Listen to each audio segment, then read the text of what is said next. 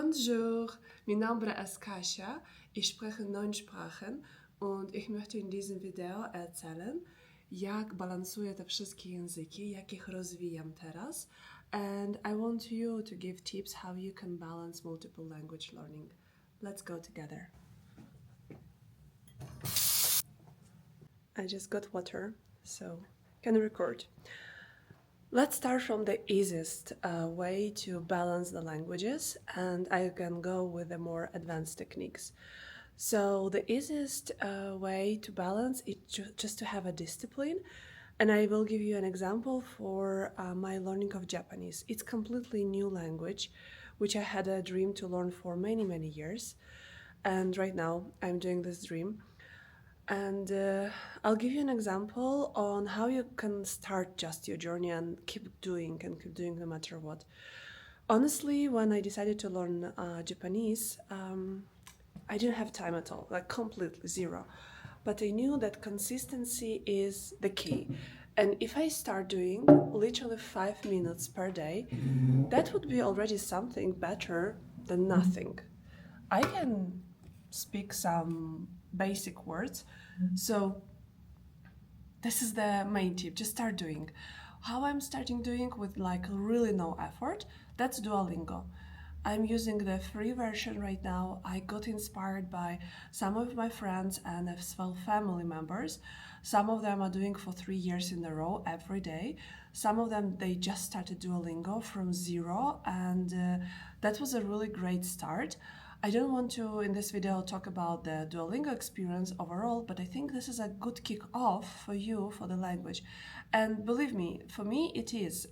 For my Japanese, when I started to learn through Duolingo, I was so happy that I can learn the letters, I can learn the basic words, and then when I was once in airport and I heard the announcement to the Tokyo flight, I understood a few words, like a basic words, but it has been flattering. I think that's the whole point sometimes of like keep doing and learning and finding those moments when you understand something.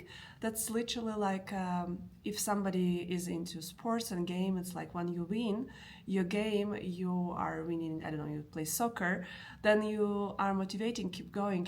So that's for me was like kind of my soccer that I understood. And again, if you don't have at all time, you definitely will find 2 minutes per day to have for Duolingo. I don't believe like this is possible. You are just lazy. You don't want to do this. That's another story, like how to find energy and how to overcome laziness. I got as well a video about how have discipline, but with a gentle approach and gentle spirit. Check this on the YouTube channel. But Duolingo is a good start to balance languages and just keep doing and not forgetting the language maybe you know, but maybe just starting a new one. Let's talk about the language which you are not basic, like you are not just starting, but you know already a few words. Maybe it's a nice A2 level, maybe it's B1, really depends on your experience, but you already can speak some words. So in this case, what I can give you a tip, what I'm doing right now, I am trying to incorporate those words into my daily life whenever I can. Here's an example. So when I go and can order coffee and I know that this person is Spanish speaking, I would order in Spanish and I would ask this person to correct me if I'm wrong. If I'm in the airport or I'm at the plane and the service at the plane is provided by German-speaking people, I will try to order the food in German as well. So I'm trying to pick up any time, and that's also not to be shy. At some moment you will overcome shyness. I know some people are shy, some people are less shy in talking languages. I know it could be a huge roadblocker, but at some moment you can overcome this shyness, or even if you are not shy, that's great for you. But you can start asking people, like bothering, like, can I talk with you in your language? Can you correct me? What would be the best way? And this is all, our brain in the situation will learn way faster, and that's why as well you keep your language garden, because we were talking in the previous video and many of you really agree that language is a garden which you need to care every day, otherwise you will forget. So this is a nice way, with no big effort, you can balance and incorporate the language learning in every situation whenever you can.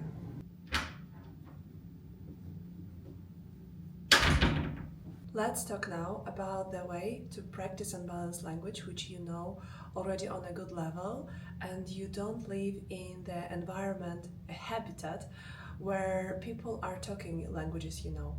So again, from my experience, I know Slavic languages, Ukrainian, Russian, and Slovenian. And in the place where I live, it's Colorado, United States. Unfortunately, I don't have where to practice. I don't have much people here. So one of my way to practice is obviously trying to text people and my friends, text and talk with them in this language.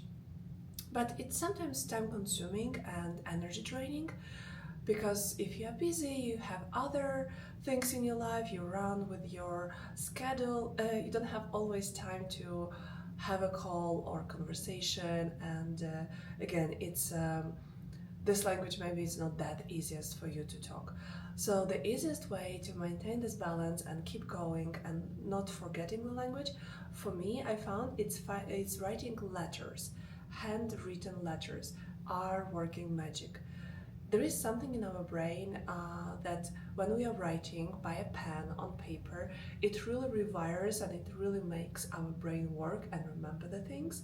That's why we use pen a lot of time in the university, in the school. That's why as well in many different therapy session or emotional intelligence session, when you develop yourself, you grow in a different way, spiritually, emotionally, you are asked to write everything on your diary, on your journal. So this is the magic I'm using for simply maintaining the garden of the languages, which I don't use I just use rarely them. And for me, it's less energy consuming writing those letters. It still takes time, but it's way easier to have a cup of coffee, cup of tea, sit down at a nice evening, maybe a rainy evening, and just write for 1 hour a letter. Very relaxing. And my approach, how do I write those letters? I usually pick up the letters and people who have write. Those are older people who are not very great with the technology. They have their own limitation. And as well, older generation really appreciates letters. So it's a really nice way, only for you to practice, but as well making someone day better. If you don't have those people, I'm sure there are so many opportunities right now in this world to have a friend who you can write, to find any kind of maybe charity cause which you can support by writing letters.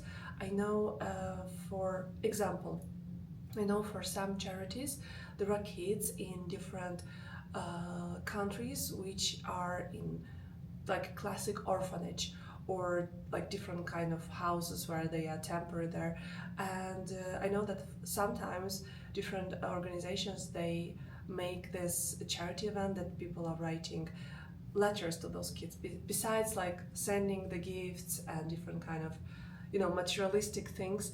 They need to have those letters to get and hear the real encouragement words and word of kindness.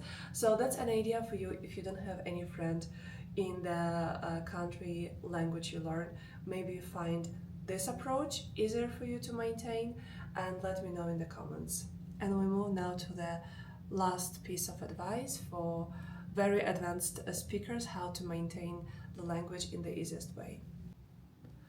Last piece of advice. We are gradually going from beginner to very advanced person who speaks language and wants to maintain. So my last piece of advice is to incorporate your language in a very advanced moments of your life, but make it more in a way which would be playful and easy for you. Again, if you want to speak multiple language and you are afraid that you're losing the knowledge of some languages, that might work for you. What I'm doing for myself, I really enjoy writing stories and writing books. So I started to write in Polish children's book, but then I challenged myself and I thought, what if I will write not in my native language, English, a story? Besides that, the story I started to think to write, the whole plot came to me in the dream and it was in English. So that was a call for me. I was like, okay, definitely. Even I don't feel really great in English and not super comfortable writing, especially stories and books, right? I thought, okay, that's a very good challenge for me. So I started to write in English, but on the other flip side, knowing a lot of languages, I also start to forget my native language, and I want to record another video about that. But this is unfortunately, that's the thing. I'm starting to forget some words. I'm replacing English words into my native words. Sometimes I'm starting to get some accent, and the sentence and structure and grammar, like structure of the sentence, is very often now driven by English. Structure and logic, again, as you see, multiple language, not a great thing sometimes, because it's like a lot of gardens to tend at one moment.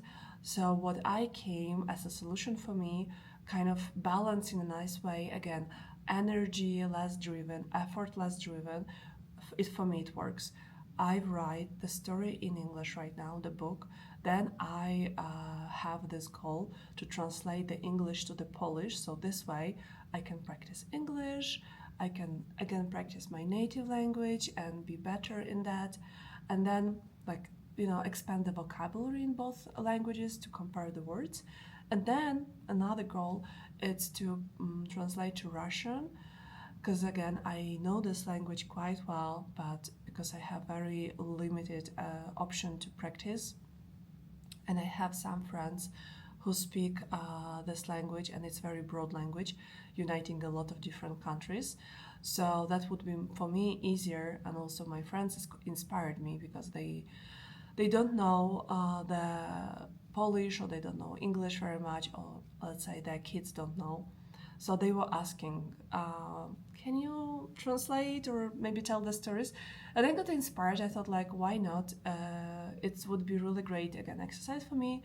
But on the other side, I see the benefits because my friends want to read the stories to the children who are understanding Russian language better, or like overall understanding. So that's it. That's how I'm approaching right now. And it's not time consuming, but it's the easiest way to maintain those languages where I am very advanced. So wrapping up this video, I hope you really like it. I hope you find these ways very easy. Let me know in comments, what do you think? What are your ways to balance multiple languages? How do you balance all this? What is your approach to the basic level of learning? What is your approach if you are medium or advanced? And yeah, I really enjoy this community we have on this YouTube, and you are really wonderful. You give so much tips and knowledge for me and for the rest of the people. So see you in the next episodes. Bye.